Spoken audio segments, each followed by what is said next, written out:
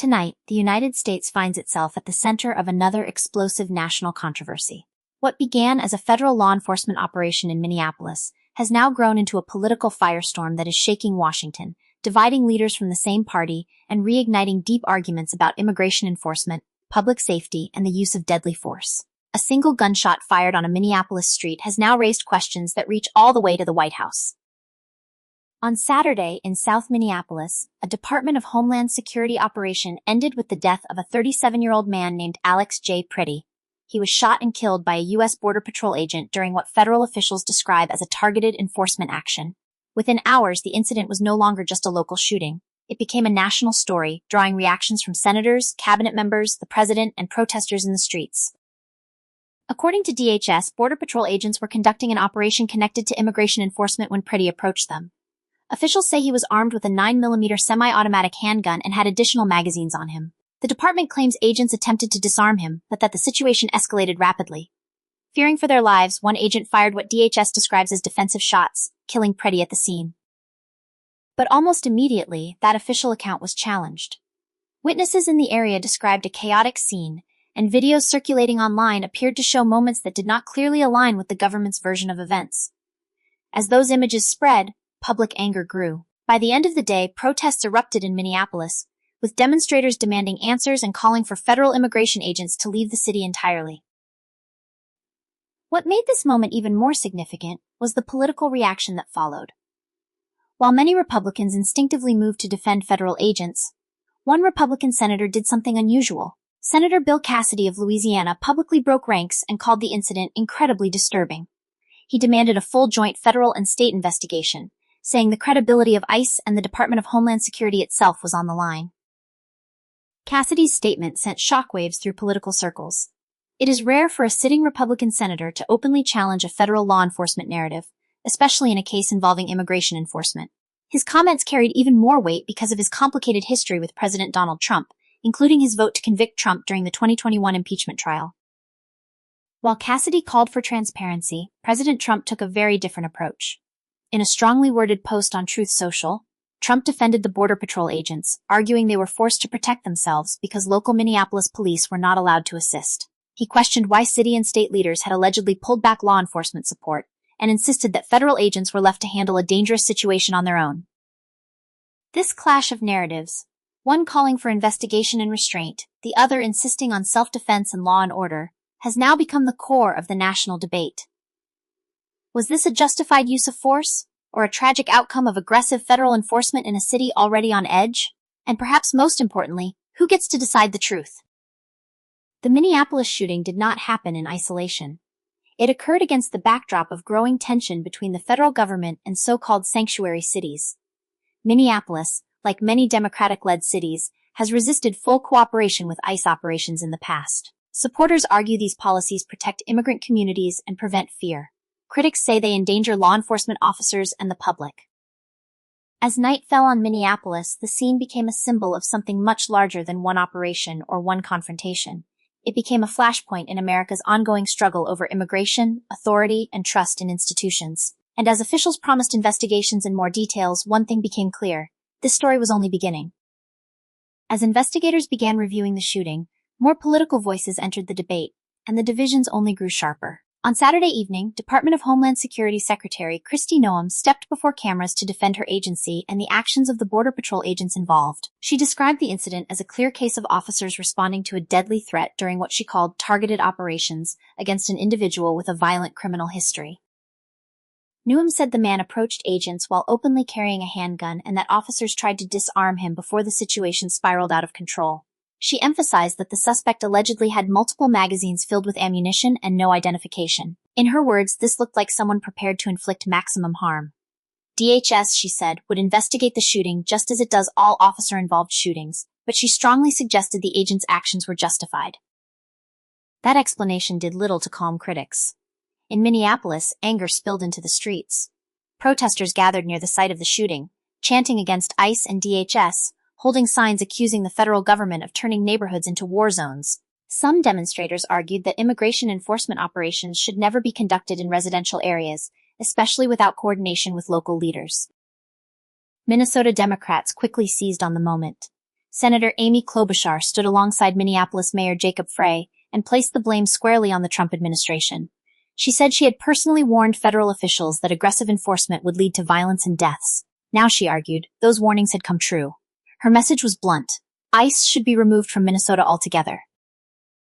Klobuchar's comments drew immediate backlash from the White House. Press Secretary Caroline Leavitt responded online, saying that removing federal agents would make Minnesota less safe, not more. She accused Democrats of prioritizing politics over public safety and argued that dangerous criminal illegal immigrants must be removed to protect American communities.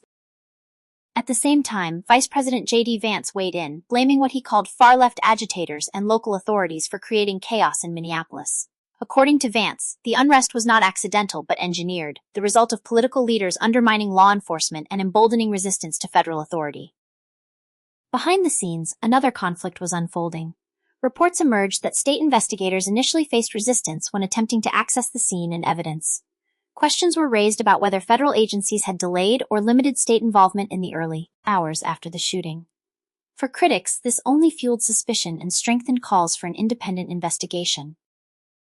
Meanwhile, the personal details of Alex J. Preddy began to surface. Friends and family disputed the government's portrayal of him, describing a man who, they said, was not looking for a violent confrontation. Their accounts, combined with circulating video clips, deepened public confusion and distrust. Two vastly different versions of the same event were now competing for acceptance. This growing uncertainty is what made Senator Bill Cassidy's comments resonate even more. His call for a joint federal and state investigation was not just about this one shooting. It was about restoring credibility at a moment when many Americans no longer automatically trust official explanations. Cassidy said plainly that the American people could handle the truth, whatever it may be. As the weekend came to a close, Minneapolis remained tense. Law enforcement prepared for more demonstrations, politicians traded accusations, and federal agencies promised transparency while standing by their officers. The country was left watching, waiting for answers, and wondering whether this case would become another unresolved chapter in America's long history of contested police shootings. By Sunday morning, the story had fully moved from a local incident into a national confrontation over power and accountability. Cable news networks ran non-stop coverage, social media platforms filled with competing clips and claims, and Americans across the country began choosing sides. For many, this was no longer just about what happened in Minneapolis. It was about what kind of country the United States is becoming. One of the most damaging elements for federal officials was the spread of bystander video. Several clips, recorded from different angles, circulated widely online. In these videos, Alex J. Preddy appears in a crowded street environment as federal agents move in. Some viewers said the footage did not clearly show a gun in his hands at the moment he was shot. Others argued the videos were incomplete and failed to capture the full threat officers faced. What was undeniable, however, was the impact these images had on public opinion. Civil rights advocates quickly demanded the immediate release of all body camera footage and surveillance video connected to the operation. They argued that without full transparency, trust in DHS and Border Patrol would continue to erode. Lawyers representing Preddy's family echoed those demands, warning that any delay would be seen as a cover-up, regardless of the final findings. At the same time, law enforcement groups rushed to defend the agent involved. Border Patrol unions released statements emphasizing the dangers agents face during enforcement operations, especially in cities where cooperation with local police is limited. They argued that officers are often forced to make split-second decisions in life-or-death situations and should not be judged based on edited video clips circulating online. This divide was reflected inside Congress as well. Some lawmakers called for emergency hearings into DHS enforcement tactics, while others warned against politicizing an ongoing investigation. Republican leaders largely stood behind the administration, framing the shooting as an example of the risks created by sanctuary policies. Democrats, meanwhile, described it as proof that aggressive immigration enforcement creates unnecessary danger for both civilians and officers. Adding another layer to the controversy was the timing. The shooting came as immigration once again dominates the national political agenda. Border security, deportations, and federal authority are key issues heading into upcoming elections. For both parties, Minneapolis became a powerful symbol, one that could energize their base and shape campaign messaging in the months ahead. In Minnesota, state officials faced pressure from both sides. Some residents demanded stronger resistance to federal enforcement, while others called for closer cooperation to prevent future violence. Governor Tim Walz was pushed to clarify the state's role, particularly regarding coordination between state police and federal agents during such operations. Legal experts began weighing in, noting that the case could hinge on one central question: whether the agent reasonably believed his life was in immediate danger. That standard, they said, is often difficult to challenge in court, but becomes far more complicated when public video evidence appears to conflict with official reports. As night fell again on Minneapolis, the city remained on edge. Police prepared for more demonstrations, federal officials stayed largely silent, and the family of Alex J. Preddy waited for answers. The shooting had become a test, not only of law enforcement conduct, but of the nation's willingness to confront uncomfortable truths. As pressure continued to build, attention turned to the political consequences unfolding behind the scenes. Senator Bill Cassidy's demand for a full investigation was not just a moral statement, it was a political signal. In Washington, his comments were widely interpreted as a rare act of defiance against President Trump from within the Republican Party, and that defiance did not happen in a vacuum. Just days before the Minneapolis shooting, President Trump had publicly pledged his support for Congresswoman Julia Letlow if she decided to challenge Cassidy in the Louisiana Republican primary. Within days, Letlow officially launched her Senate bid. That timing has fueled speculation that Cassidy's call for transparency could come at a serious political cost. Cassidy has long walked a careful line within the GOP. While he supports many conservative policies, he has also shown a willingness to break with Trump, most notably when he voted to convict the former president during the 2021 impeachment trial. That vote made him a target for Trump loyalists, and the Minneapolis incident has now placed him back in the spotlight. For Trump, the issue is about authority and control. His response to the shooting framed federal agents as abandoned by local leaders and forced into a dangerous situation. He questioned why Minneapolis police were not fully involved and suggested that Democratic officials had deliberately tied the hands of law enforcement. This narrative fits neatly into his broader message that liberal cities create chaos by resisting federal authority.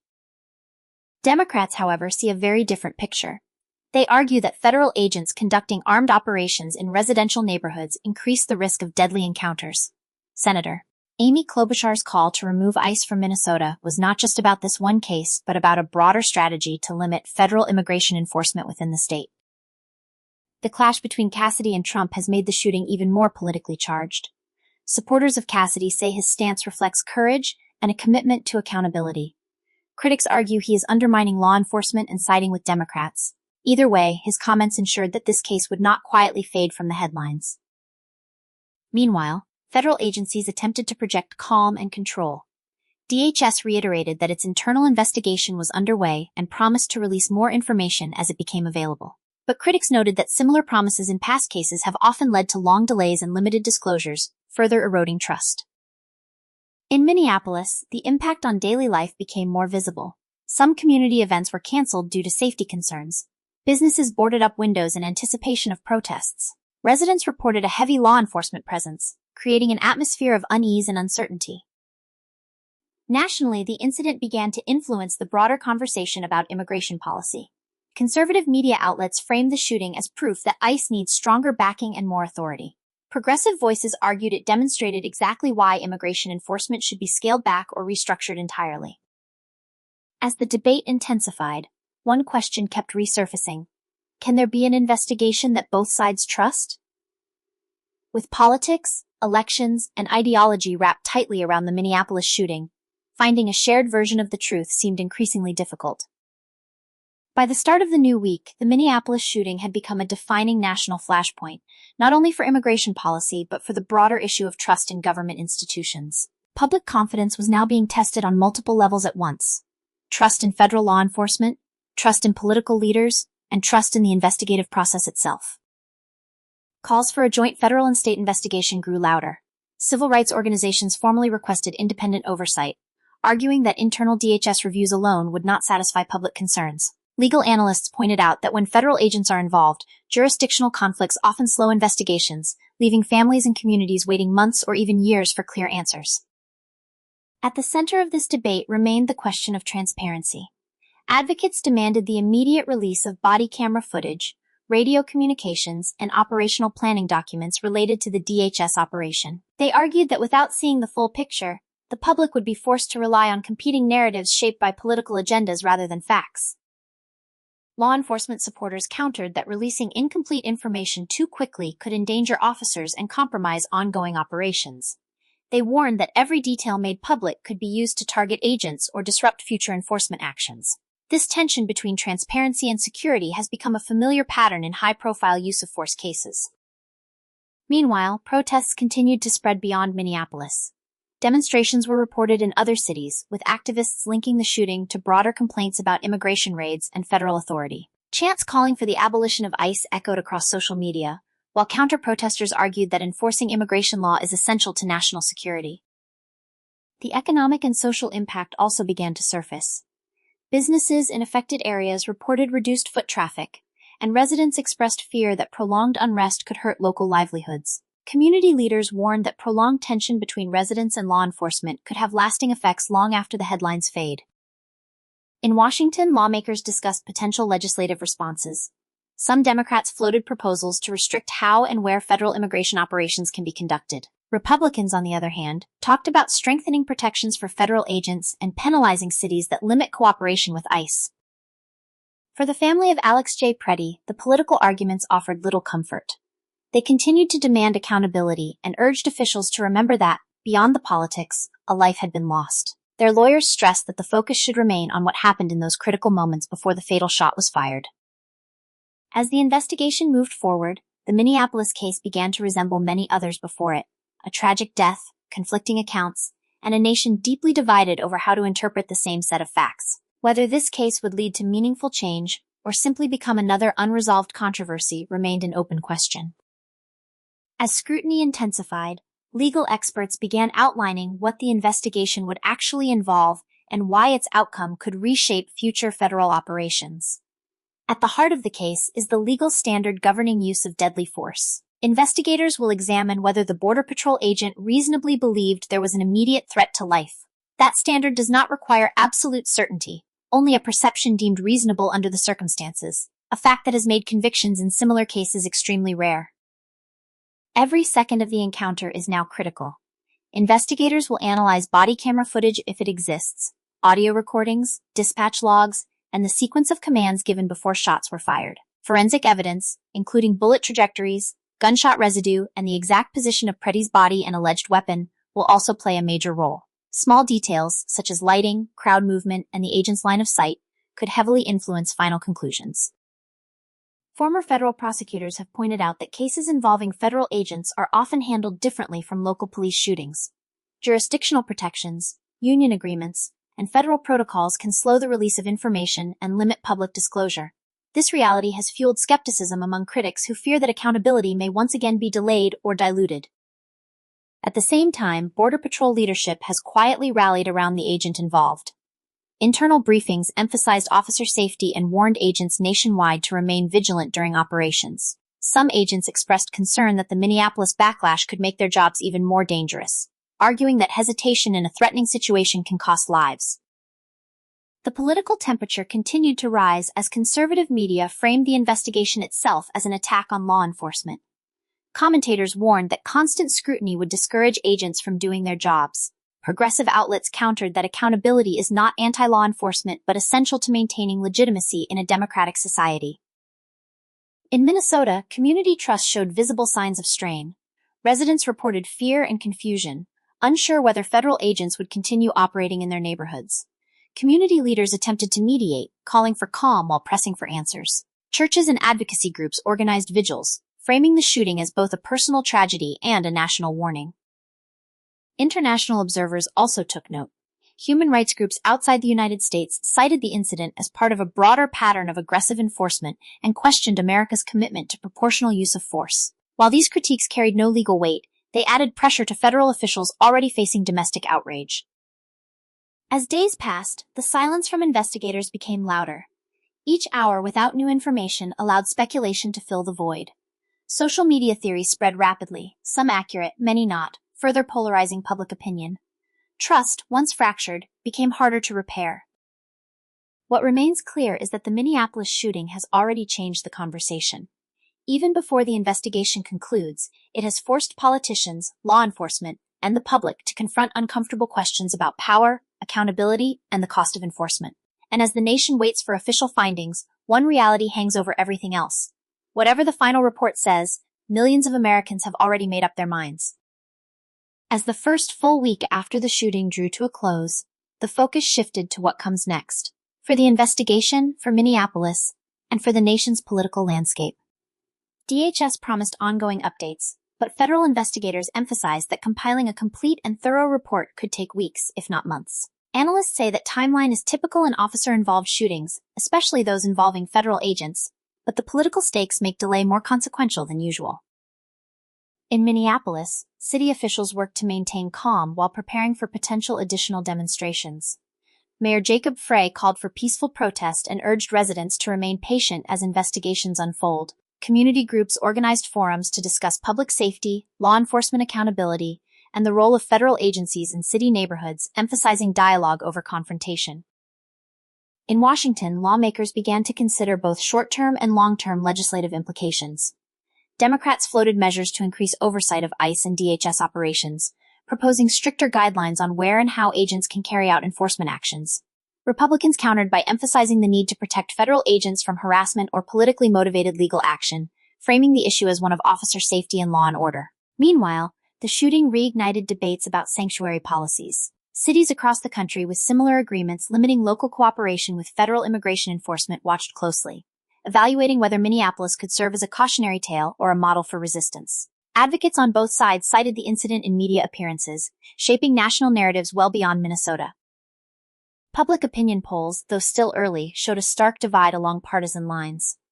Many Democrats expressed outrage over the use of deadly force and federal overreach, while many Republicans focused on the dangers faced by officers and the need to enforce immigration law without obstruction. Independent voters appeared conflicted, torn between sympathy for the victim and recognition of the risks to federal agents. For the Preddy family, the weeks ahead promised continued engagement with the legal process.